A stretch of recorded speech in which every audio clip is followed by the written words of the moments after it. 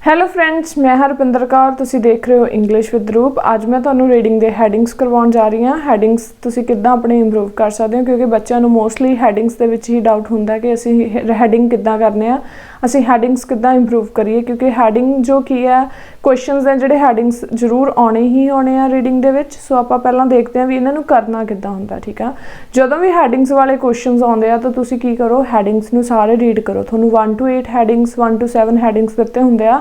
सो हरेक हैडिंग नूं बिल्कुल तुसी लाइक जो भी उन्हां दे कीवर्ड्स ने उन्हां नूं अंडरलाइन करो। First read each heading.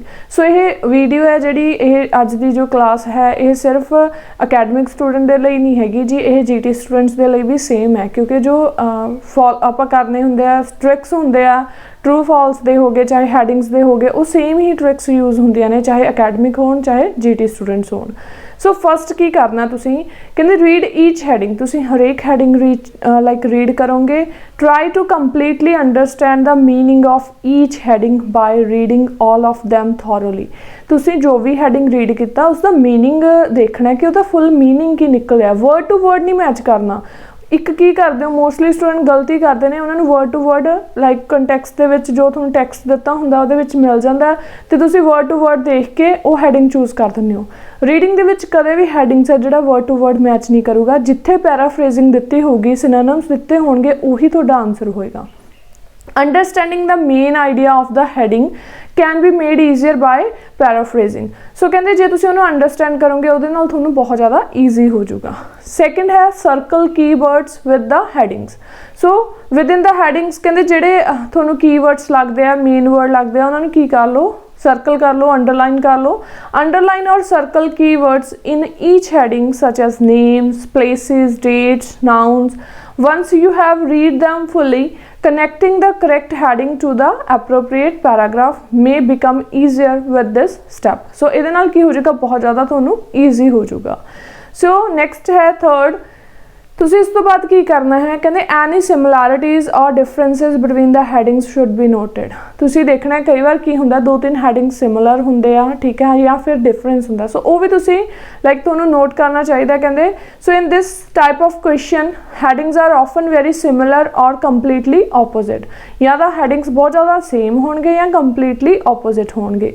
So similarities and differences will become clearer among the headings once you have picked out keywords। जो तुसी keywords pick out कर लोगे तो तुहानूं वो क्लीयर हो जाएंगे। So this will make choosing an option clearer. तो तुहानूं ऑप्शन चूज़ करनी बहुत ज़्यादा ईजी हो जाएगी। सो नेक्स्ट की है फोर्थ की करना है, तुसी read the first and the last sentence of the paragraph. ये मैं हैडिंग दिता बट मैं ये नहीं लिखा कि तुसी सारियां लाइनां ही स्किप कर दो। आपां सारियां लाइन्स रीड करनी बट फोकस ज़्यादा आपां स्टार्टिंग और एंडिंग ते देना, क्योंकि आइडिया तुहानूं इत्थों ही मिल जाता। The first and or last sentence of a paragraph often contains the main idea. It is good practice to read these sentences carefully as it will save time. इतना time save हो जाएगा। So it is also important, ये भी important है, to skim the other sentences quickly within the paragraph because the main idea might not be apparent until the second or the third sentence. So कहते भी वो भी तुसी important है, उन्होंने भी quickly fastly skim करते हुए read जरूर करना है। नेक्स्ट है लास्ट स्टैप की करना है, जिहड़ा थर्ड लास्ट स्टैप है जी, the heading that is most suitable for the paragraph should be chosen. So जिहड़ा हुण तुसी मोस्ट सुटेबल हैडिंग लगदा उहनूं किद्दां चूज़ करना है, कहंदे choose the heading that most closely matches the paragraph. Match कर रहा है पैराग्राफ के नाल बट मीनिंग मैच करे, वर्ड टू वर्ड ना मैच करे, ठीक है। सो वर्डिंग नहीं देखनी अपने मीनिंग देखना हुंदा। So once you have read through them again, so make a note if you are unsure of differences between multiple headings। तुसी नोट्स बना सकते हो एंड मूव ऑन। तो तुसी की करो, अगर तुहानूं 2-3 च की लग रहा कन्फ्यूजन लग रही है तो तुसी 2 दे 2 आंसर चूज़ करो तो मूव ऑन हो जाओ नेक्स्ट क्वेश्चन दे। You may be able to cross some heading options out and answer may become clear. तो उन्होंने तुसी कुछ ऑप्शंस तो कहते क्रॉस कर दोगे, तुहानूं पता लग जाएगा भी ये नहीं आ सकदियां, तो आंसर क्लीयर हो जाएगा। एंड वंस यू हैव कहते read all of the paragraphs, जो तुसी सारे पैराग्राफ्स रीड कर लोगे डेफिनेटली क्लीयर हो जाता। Remember a heading is the main idea of the paragraph. not a specific detail. Again वही थिंग है जी, मैं यही वर्ड कह रही हाँ कि तुसी वर्ड टू वर्ड नहीं देखना, आइडिया देखना है कि आपां नूं पैराग्राफ इन्फॉर्मेशन किस साइड दे रहा है. The same detail in the paragraph such as matching word may be in the heading but it may not be the main idea, so this can be confusing to test takers. Again वही thing कहते main word आपां की करना, main idea देखना. Word अगर तुहानूं उधर मिल भी रहा तो वह आंसर नहीं होगा, वो जस्ट तुहानूं एक ट्रैप होगा. ट्रैप का मतलब तुहानूं जाल च फसाया जाता है कि तुसीं उस कन्फ्यूज होकर आंसर चूज कर दो, दैन वो रॉन्ग हो जाता है. आपां ने पैराफ्रेजिंग देखनी है. जो भी तुसीं कोई भी क्वेश्चन रीडिंग दे विच रीड करते हो तो रीड करते करते ही थोड़े 2-3 सिनोनिम्स माइंड दे विच आने चाहिए. नैक्सट है एलिमिनेट यूज्ड हैडिंग्स. सो मैं थोनों वर्ड्स भी उदां दे कराऊंगी कि सिनोनिम्स तुसीं किद्दां सारे ही कर सकते हो रीडिंग दे विच जो मोस्टली यूज होंदे आ, कि तुसीं अपनी किद्दां स्पीड बना सकते हो या किद्दां थोनों क्वेश्चन रीड करते हुए पता लगे.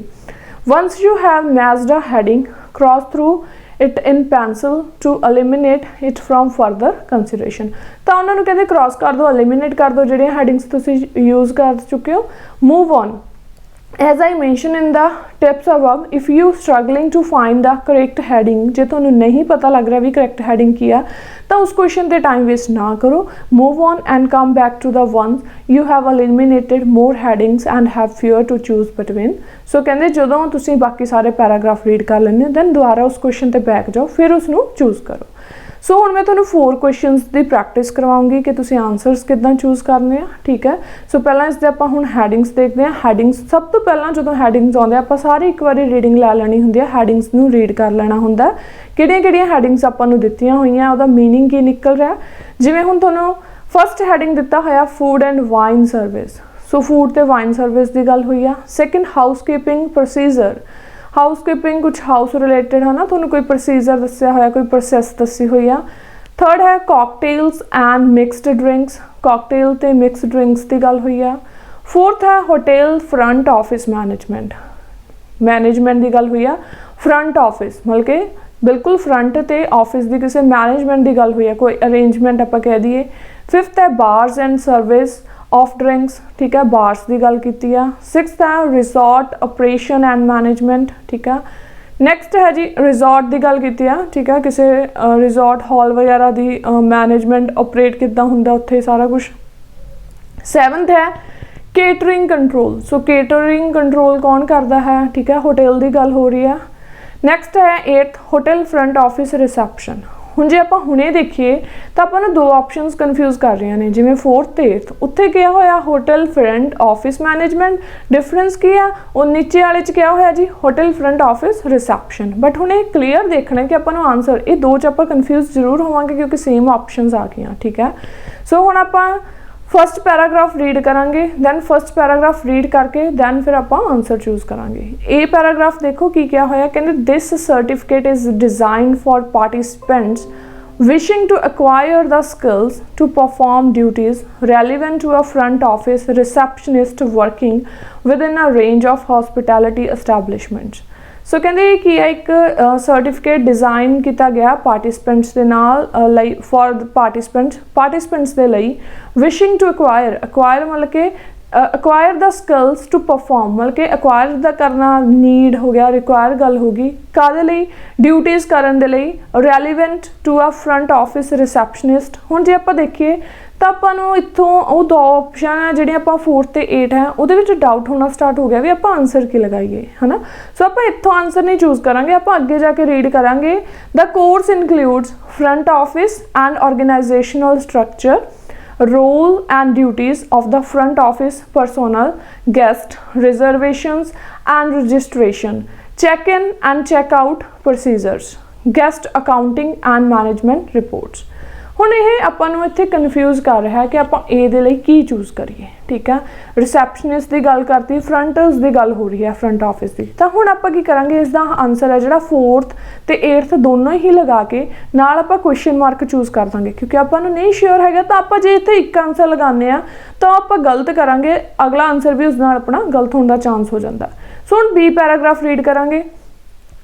This certificate is designed for participants wishing to develop a solid understanding of and the ability to perform duties and skills required in advanced front office operations and night auditing.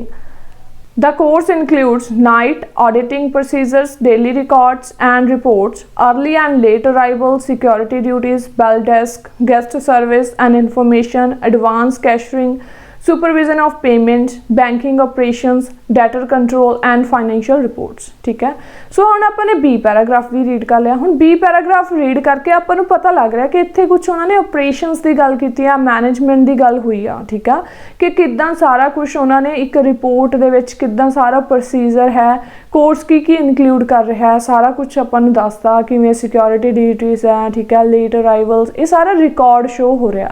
ਤਾਂ ਇੱਕ management ਦੀ ਗੱਲ ਹੋ ਰਹੀ ਆ। ਸੋ ਆਪਾਂ ਨੂੰ ਹੁਣ ਇੱਥੋਂ B ਪੈਰਾਗ੍ਰਾਫ ਰੀਡ ਕਰਕੇ ਪਤਾ ਲੱਗ ਗਿਆ ਕਿ ਜਿਹੜਾ ਆਪਣਾ ਆਨਸਰ ਹੈ ਮੈਨੇਜਮੈਂਟ ਵਾਲਾ। ठीक है, सो वो तो आप चूज़ करांगे। आप हुण हैडिंग्स देखांगे दोबारा, अगेन हैडिंग्स ते जावांगे। ठीक है जी, सो हैडिंग्स ते जाके आप चूज़ करांगे जी जिहड़ा मैनेजमेंट की गल हुई है, रिसोर्ट ऑपरेशन एंड मैनेजमेंट। एक हुण इत्थे एक हुण होर डाउट क्रिएट हो गया। 6th ऑप्शन सीगी resort operation and management and फिर सीगा 8th hotel front office reception. एक इस डाउट रह गया, एक 4th they which hotel front office management. But हुण जिहड़ा 6th है उह रिसोर्ट ऑपरेशन की गल तो हो ही नहीं रही B पैराग्राफ। सो B पैराग्राफ का आंसर आप चूज़ कर देंगे जी 4th hotel front office management. And जिहड़ा अपना हुण A है वो डेफिनेटली आप उहदे विच 2 ऑप्शन लगाइयां सी, एक 4th एक 8th। तो उसका आंसर की आ जाऊगा जी होटल फ्रंट ऑफिस रिसैप्शन, क्योंकि उहदे विच वर्ड रिसैप्शनिस्ट भी यूज़ होया सी। चैक इन और चैकआउट भी आप रिसैप्शन ते ही करते हैं, जो फ्रंट काउंटर हुंदा उस ते ही करते हैं। सो इस दे नाल अपने 2 क्वेश्चनस क्लीयर हो गए। ਹੁਣ ਇਹਦੇ ਵਿੱਚ 2 ਕੁਐਸਚਨਸ ਰਹਿ ਗਏ C ਐਂਡ D। ਠੀਕ ਹੈ ਜੀ, ਉਹ ਤੁਹਾਡਾ ਹੋਮਵਰਕ ਆ, ਤੁਸੀਂ ਉਸ ਨੂੰ ਰੀਡ ਕਰੋ ਤੇ ਇਹ ਵਾਲੀਆਂ ਆਪਸ਼ਨਸ ਤੁਸੀਂ ਐਲੀਮੀਨੇਟ ਕਰ ਦਿਓ, ਕ੍ਰਾਸ ਕਰ ਦਿਓ। ਜਿਹੜੀਆਂ ਆਪਸ਼ਨਸ ਆਪਾਂ ਯੂਜ਼ ਕਰ ਚੁੱਕੇ ਆ ਉਹ ਤੁਸੀਂ ਰੀਡ ਕਰਕੇ ਕਰਨਾ ਐਂਡ ਤੁਹਾਨੂੰ ਤੁਸੀਂ ਆਨਸਰਸ ਆ ਜਿਹੜੇ ਮੈਨੂੰ ਕਮੈਂਟ ਸੈਕਸ਼ਨ ਵਿੱਚ ਸੈਂਡ ਕਰਨੇ ਆ। ਓਕੇ ਫਰੈਂਡਸ, ਜੇ ਤੁਹਾਨੂੰ ਮੇਰੀ ਅੱਜ ਦੀ ਕਲਾਸ ਵਧੀਆ ਲੱਗੀ ਲਾਈਕ ਤੇ ਕਮੈਂਟ ਕਰਕੇ ਜ਼ਰੂਰ ਦੱਸਿਓ। ਮਿਲਦੇ ਹਾਂ ਜੀ ਨਵੀਂ ਵੀਡੀਓ ਦੇ ਨਾਲ। Bye bye, take care.